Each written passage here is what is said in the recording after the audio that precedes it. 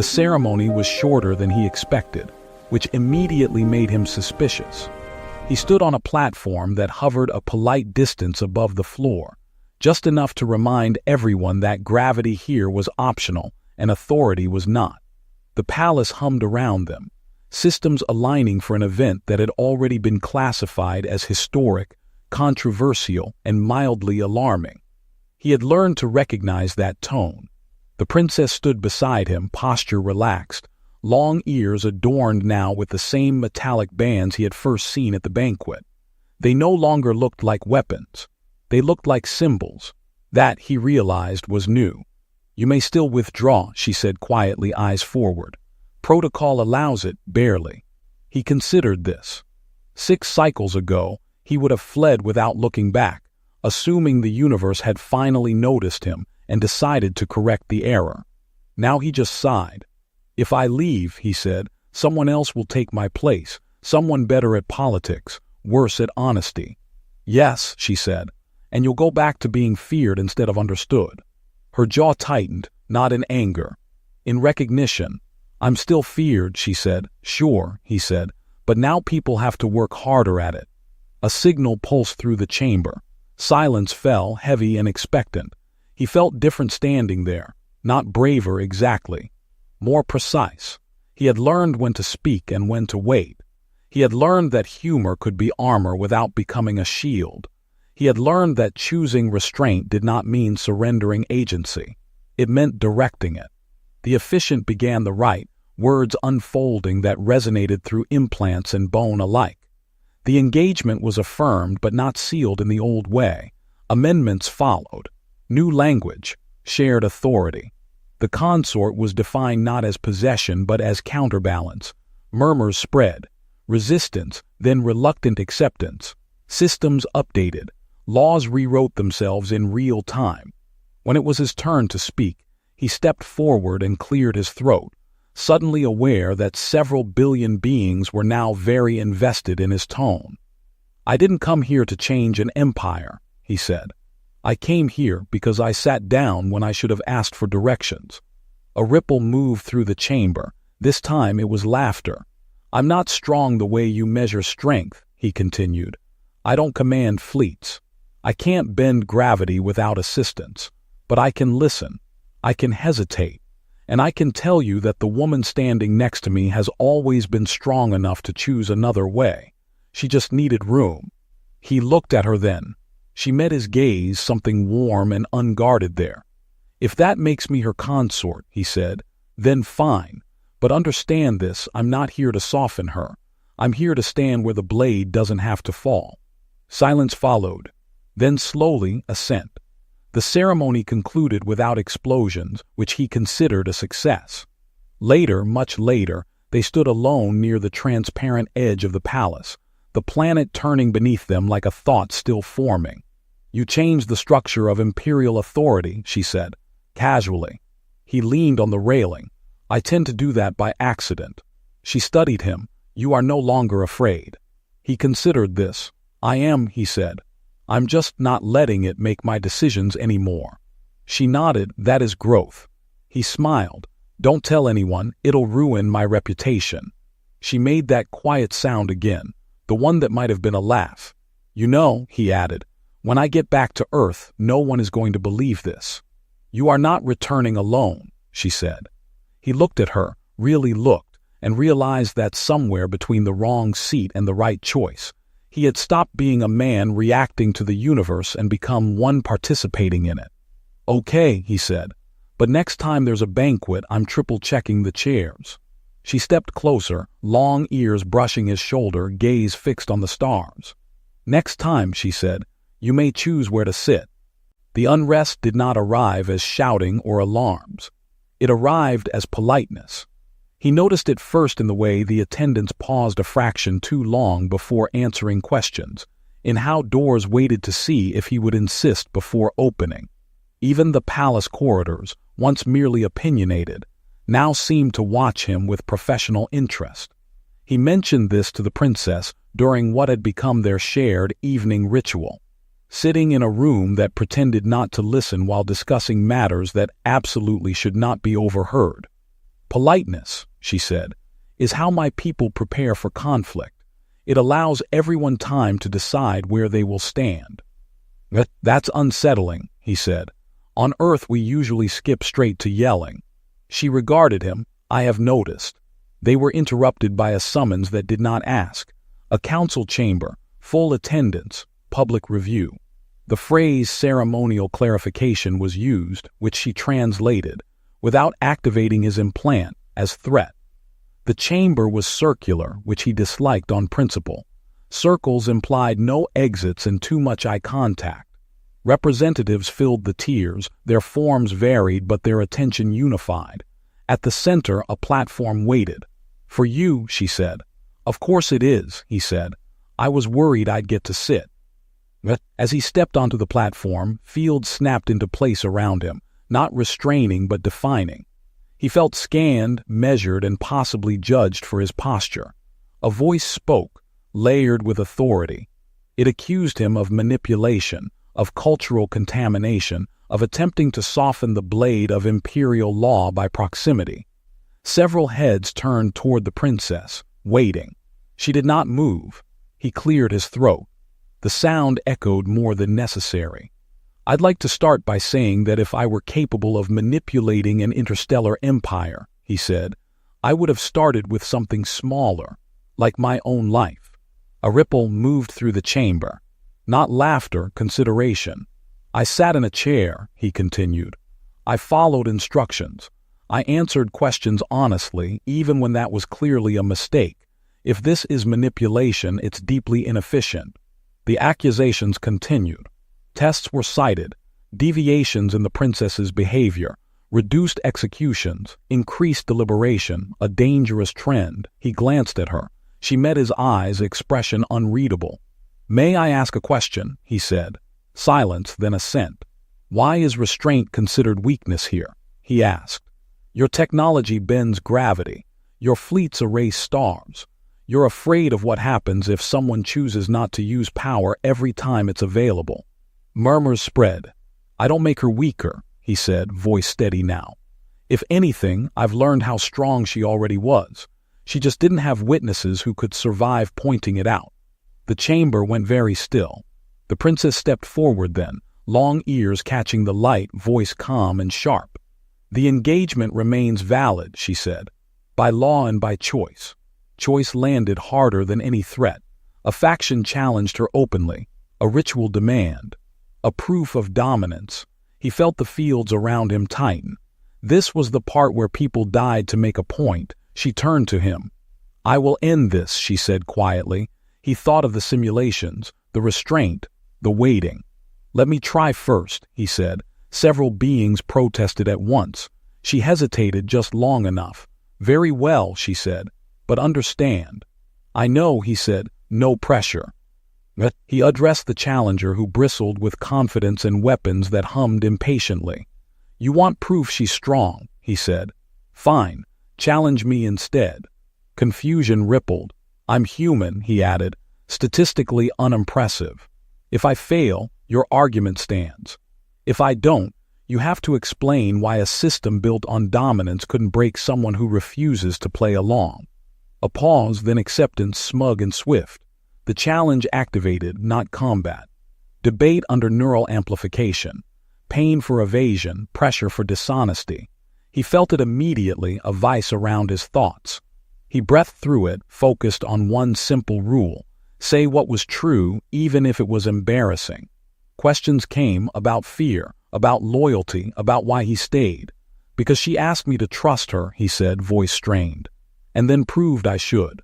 The pressure spiked. He did not break. When it ended, the challenger was pale, shaken.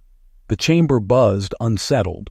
The princess stepped beside him, placing a hand on his arm, not possessive, steadying.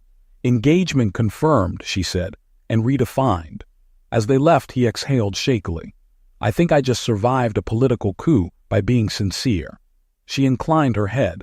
You are very dangerous, she said. He smiled weakly. I've been told. For the first time, the palace corridors opened without hesitation, as if they, too, had chosen a side. By the fourth day, he was fairly sure it was the fourth. Though the light cycles had begun to feel personally vindictive, he learned two important facts. First, the palace had opinions. Second, it enjoyed testing them against his patience.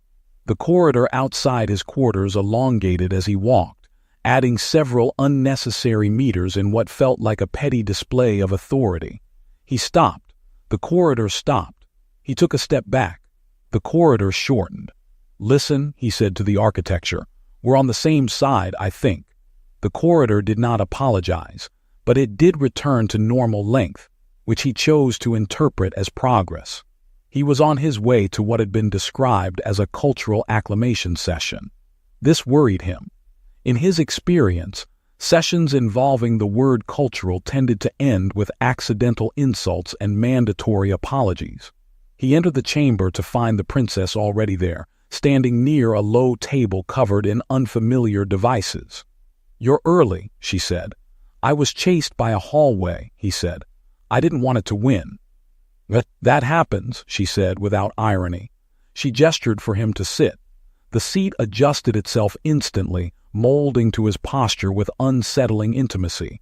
He froze. "If it starts asking about my childhood, I'm leaving," he said. "It will not," she said. "It already has that data." He stared at her. "I'd like to formally request ignorance." She ignored this. "Today you will learn restraint." He blinked. "I'm human. We don't specialize in that." One of the devices on the table activated, projecting a holographic field that expanded until it enclosed them both. Symbols scrolled past, resolving into scenarios: crowded marketplaces, diplomatic standoffs, battlefields paused at the moment before disaster. "This is a behavioral resonance simulator," she said. "It amplifies instinct." "That sounds healthy," he said. "Most find it unpleasant," she said. "Some find it clarifying." The field pulsed. He felt a pressure behind his eyes, a subtle pull, as if the room were asking him questions he hadn't prepared for. The first scenario flared to life. An argument escalating between two alien delegates, voices rising, weapons half drawn. His pulse spiked. He opened his mouth. "Wait," she said sharply. He closed it. The pressure increased, urging action. His hands twitched. "Do nothing," she said. "I'm very bad at that," he muttered, but he stayed still. The delegates argued themselves into a corner, then, without intervention, one of them laughed. The tension broke. The simulation dissolved. The pressure vanished. She studied him. "You resisted." "Barely," he said. "Every instinct I was screaming to fix it." "Yes," she said. "That is why this matters." The next scenario loaded. This one was worse. A threat display. A weapon charging. A countdown that reminded him uncomfortably of the banquet gong. He swallowed. "This feels like a trick." "It is," she said. "Most traps are." The pressure returned, heavier this time. His thoughts raced. He could feel the simulator amplifying his urge to act, to interfere, to make himself useful even if it killed him. He looked at her. She was calm, focused, long ears angled slightly back in concentration. She met his gaze, steady and unyielding. "Trust me," she said. That was new. He exhaled and forced his hands to relax. The countdown hit 0. Nothing happened. The simulation faded, replaced by silence. He slumped back in the seat. "I would like to lodge a complaint with reality." "You learned," she said. "I learned that your machines are cruel." "Yes," she agreed, "but fair." They sat in silence for a moment. Then he laughed, a short, surprised sound. "I almost got us vaporized by a chair yesterday," he said. "I think that counts as growth." Her eyes softened just a fraction. "You adapt quickly," she said. "With humor." "It's a coping mechanism," he said. "That and denial." She inclined her head. "Both are effective in moderation." A chime sounded. She stiffened, listening to something beyond his perception. "There is unrest," she said. "Some believe you are changing me." He raised an eyebrow. "Am I? I thought I was just trying not to die." "Intent is irrelevant," she said. "Impact is not." She turned to leave, then paused. "You should know," she added, "that choosing restraint in my culture is considered an act of strength." He smiled faintly. "Then I'm accidentally impressive." She looked back at him. and for the first time, there was no calculation in her expression at all. "Accident," she said, "is how most revolutions begin."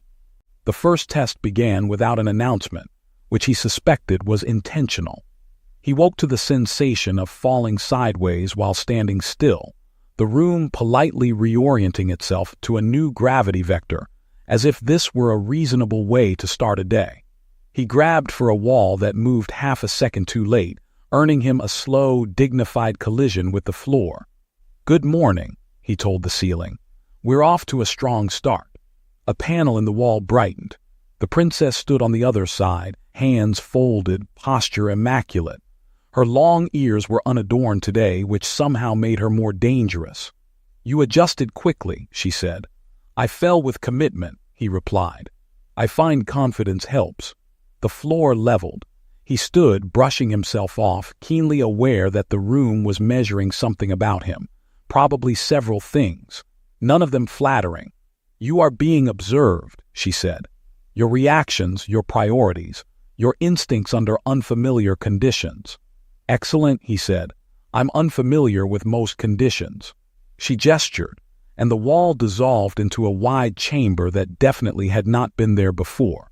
The air hummed with contained energy. Platforms floated at different heights, rearranging themselves with quiet purpose.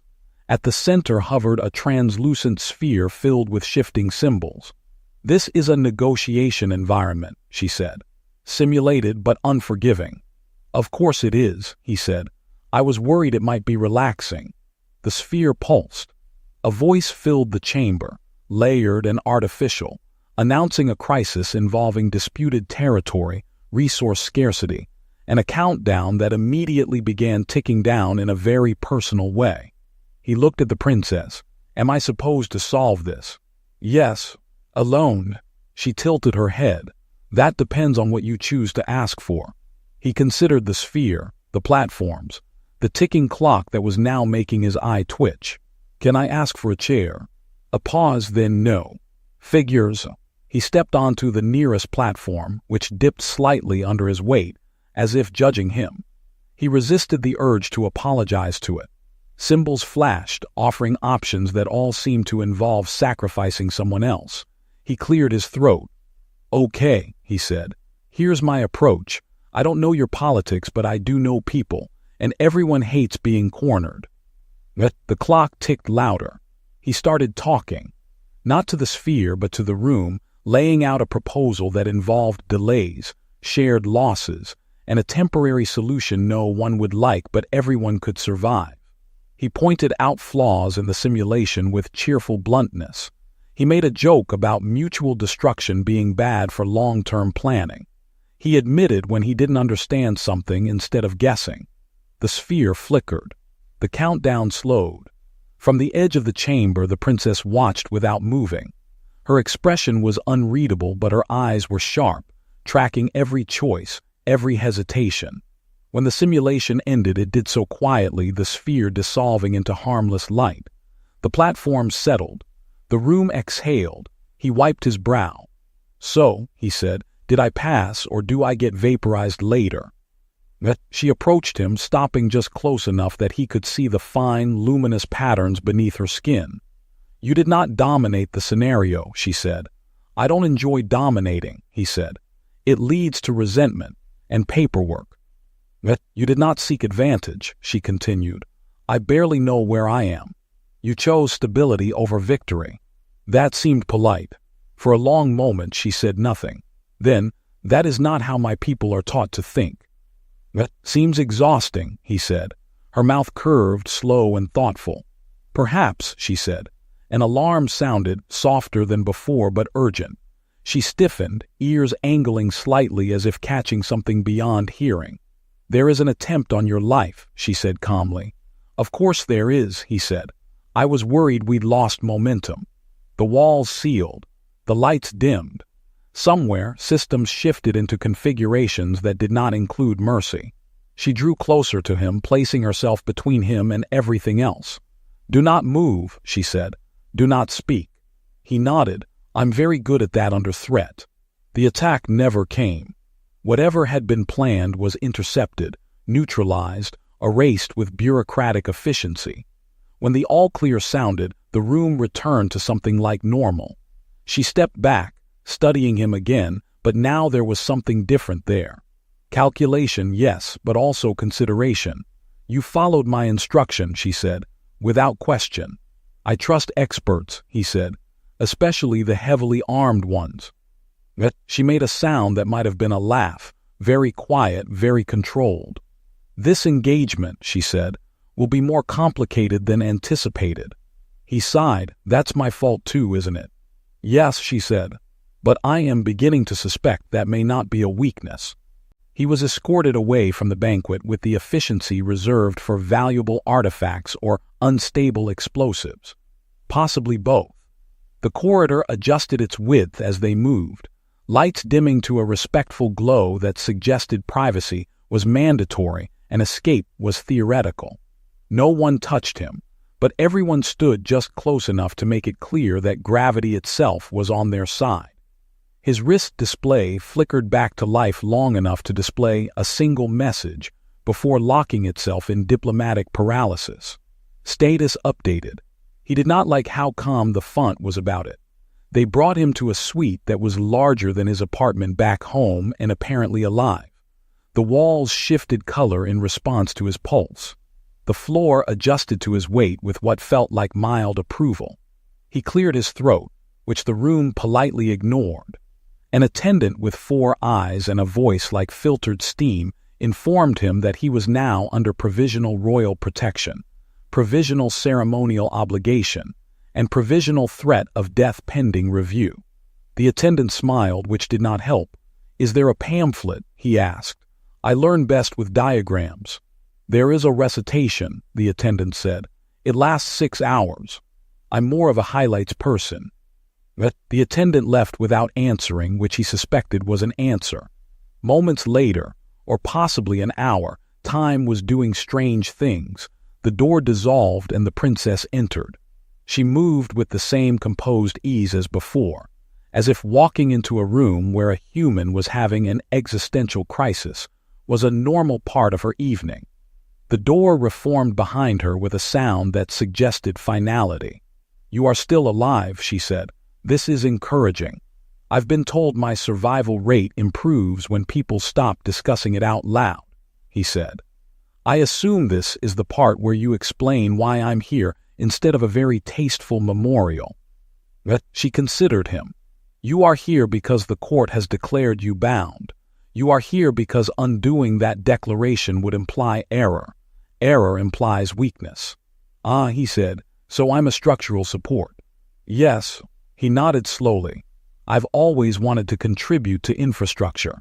She walked to the center of the room. The walls responded by dimming further, focusing attention in a way that made him acutely aware of his own breathing. "You will remain here during the engagement review," she said. "You will be observed. You will be tested." "Written or practical?" he asked, "because I panic during practicals." Her eyes flicked to him, sharp with something like interest. "Both," she said, "and you will not lie." "I can do that," he said. "I'm very bad at lying. My face files complaints." "That will be useful," she said. "My people value honesty, even when it is inconvenient. Especially then." He ventured a pause, then especially then. She turned to leave, then stopped.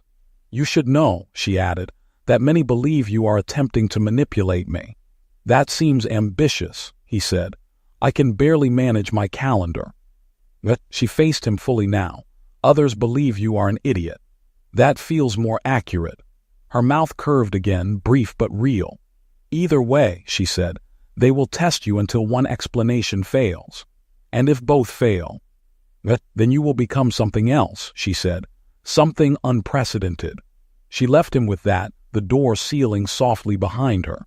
He sat down, because standing felt like tempting physics. The room offered him a chair that looked suspiciously like the one from the banquet. He declined on principle. A soft chime sounded. The wall opposite him shifted, revealing a projection of alien symbols resolving into translated text. "Engagement review commences at first light cycle." He checked his internal clock. He had no idea when that was. "Okay," he said to the room. "Let's establish some boundaries. No sudden executions, no surprise ceremonies. And if anyone brings me a ceremonial blade, I'd like a warning label." The room did not respond, but he had the distinct impression it was listening. He leaned back against the wall and laughed quietly, because if he didn't, something else might come out instead.